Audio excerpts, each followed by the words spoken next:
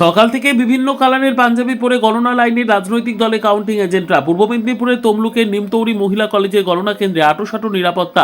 প্রার্থীদের ভাগ্যের তালা খুলবে কিছুক্ষণ পর। এই গণনা কেন্দ্রে মূলত 6টি বিধানসভার গণনা হবে আজ। পাঁশকুড়া পূর্ব, পাঁশকুড়া পশ্চিম, ময়না, তমলুক, নন্দকুমার, চণ্ডীপুর বিধানসভার গণনা। ত্রিস্তরীয় নিরাপত্তা রয়েছে। কাউন্টিং এজেন্টরা ইতিমধ্যেই প্রবেশ করছে গণনা কেন্দ্রের ভিতরে। গণনা শুরু হবে সকাল 8টা থেকে।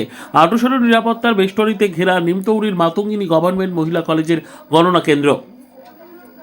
এই কাউন্টিং ভেন্যুগুলোতে ত্রিস্তরীয় নিরাপত্তা আছে।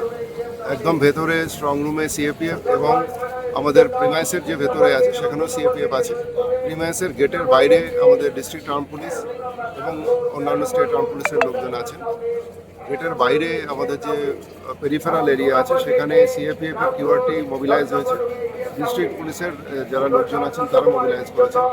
আমাদের এখানে কন্টিনজেন্ট যেটা আছে সেটা ফুললি ইকুইপড আছে এবং আমরা ড্রোন দিয়ে নজরদারি করছি। 4টে ভেন্যুতে ড্রোনের নজরদারি চলছে।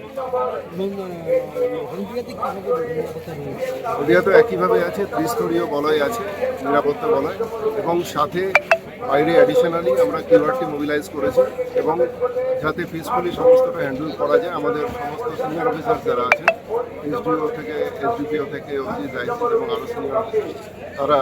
শেখ রতনের রিপোর্ট, পিবি নিউজ।